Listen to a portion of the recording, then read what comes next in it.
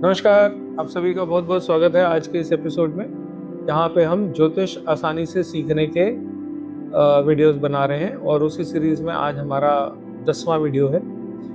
9 videos पहले हो चुके हैं, प्लेलिस्ट में आप लोग देख सकते हैं शुरू से।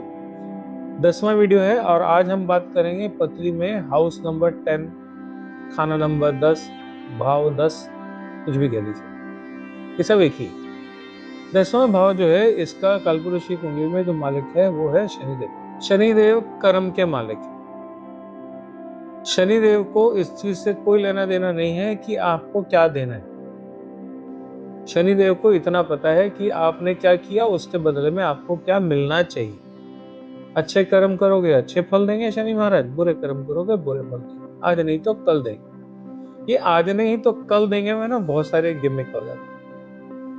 अब असल में क्या है, शनिदेव जो है ये सबसे स्लो प्लैनेट है। एक तो ये सूर्य से सबसे दूर है, तो इनकी परिक्रमा कोई 30 साल लग जाते हैं। अभी आप लोग नए नए लेवल पे हैं तो ज्यादा नहीं बताऊंगा, लेकिन शनिदेव जो है वो सूर्य से बहुत दूर है। इस वजह से इनको सूर्यदेव की परिक्रमा करने में समय ज्यादा लगता है, तो ये अपना फल जो है ये जल्दी नहीं देता, इनको समय लगता है।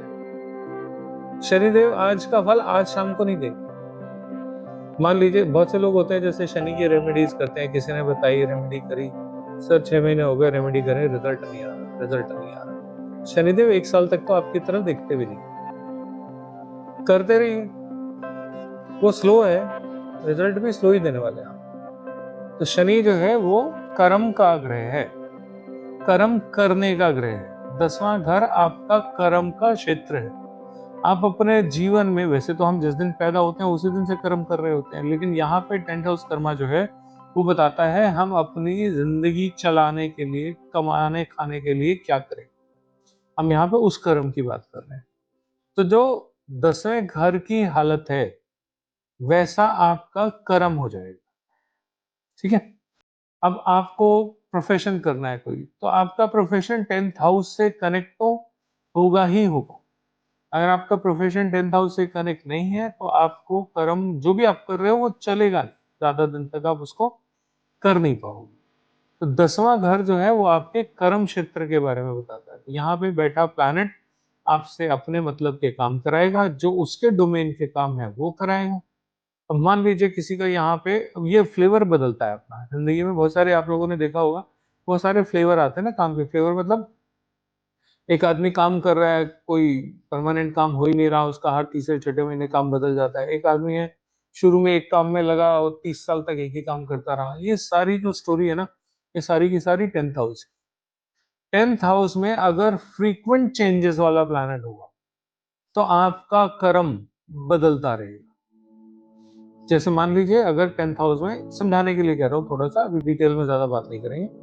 मान लीजिए 10th हाउस में चंद्रमा बैठा, तो आप कितने तरह के काम करोगे आपको खुद ही नहीं पता, क्योंकि चंद्रमा तो रोज थोड़ा छोटा थोड़ा बड़ा होता रहता है। 15 दिन तो बढ़ता जाता है, 15 दिन तक घटता जाता है। तो आपके काम में भी वो उतार चढ़ाव रहेगा, आपके लाइफ में स्टेबिलिटी नहीं रहेगी। तो 10th हाउस जो है वो आपके कर्म के बारे में बताता है, और ये आपके पिता की वेल्थ का स्थान भी है। क्योंकि अगर आप ध्यान से समझिए, हम लोगों ने जब पहले एपिसोड में बात करी थी, तो पिता का घर हमने कहाँ पे देखा, 9th हाउस देखा।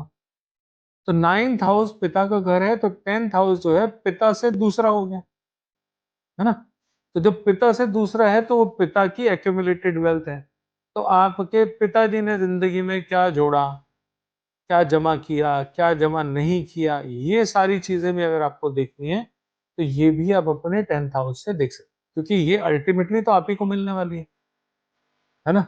अब उन्होंने कुछ किया नहीं किया, आपको देने लायक कुछ था नहीं था, ये सारा का सारा आप 10th हाउस से देख सकते हैं। तो 10th हाउस ओवरऑल आपके कर्मा और आपके पिताजी के कर्मों का फल जो उन्होंने जोड़ा सारी जिंदगी में, उसके बारे में बताता है। ठीक है, चलिए आज के लिए इतने ही रखते हैं, अगले एपिसोड में मिलेंगे, फिर बात करेंगे हम 11वें हाउस। तब तक के लिए राम राम।